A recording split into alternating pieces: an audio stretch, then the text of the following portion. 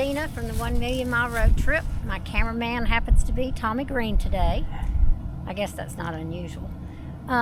We wanted to share with you, many of you know my dad passed away in March, and this is the property he has left me. It's almost 30 acres. There's a little house right over there with a red roof that is going to be on our property. And it's just a beautiful piece of property. We have plans to possibly build a house on it in a couple of years. We're going to Alaska next year. We're not going to build while we're gone.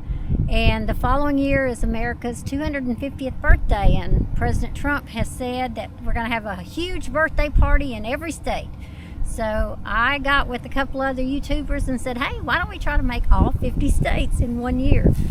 It is freezing out here, but this is the view from my front porch if our plans go according to what we're thinking today. So anyway, we just wanted to let you see a little bit of what's going on.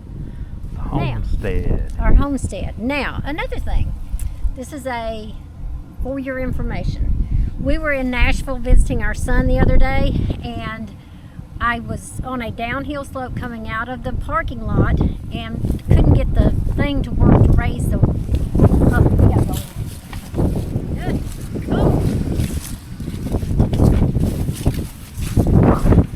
Cool. So anyway, we were at our son's apartment, and he's got a downhill slope coming out of his second floor. And there's this piece of paper that you have to wave in front of this unknown box, and it wouldn't do it. So I put the car in park and went to touch, hold it up closer. And when I did, it started coming up. So I jumped back in, pulled the car down into drive real quick, and it felt like that something was wrong. I wasn't really sure what. I got out of the parking garage, went down the road, and it was as if all the brakes were on in the car. The emergency brake and everything. So I stopped on the side of the road. Tommy got out, looked at the brakes. I tried to move forward. It wouldn't move. The car would not move. And so we were trying to figure out what it might be. And so I suggested to Tommy, why don't you take the battery cable off and just see if that helps? And of course, his first response to me was, well, that don't make no sense. That wouldn't have anything to do with the battery, the battery wouldn't have anything to do with the brakes. I said, I don't know, it just sounds like a good idea. So I picked up the phone to call Good Sam's, because we have Good Sam's roadside service, and it is fantastic. For us, it has been. And he said, hang on a minute. He said, let me take the battery cable off. They say it might reset it. It took us 30 minutes to find out that we had nothing in this Jeep to get that battery cable off except a screwdriver. My husband was able to get the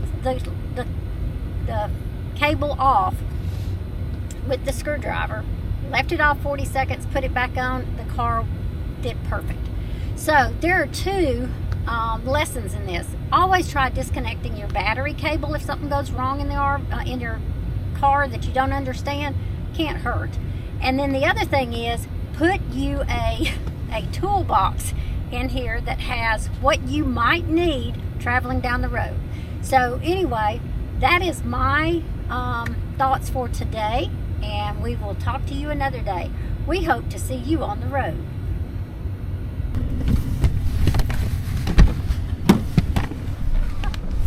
Look what's been riding on the back.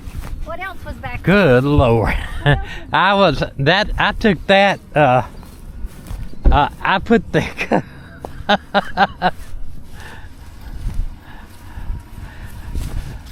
she found my scissors I left on the back of the Jeep because I opened a bag of corn.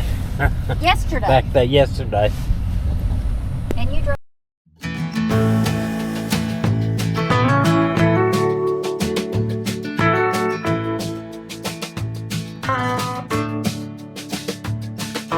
Babe, this thing ain't working out. I think we need a new direction.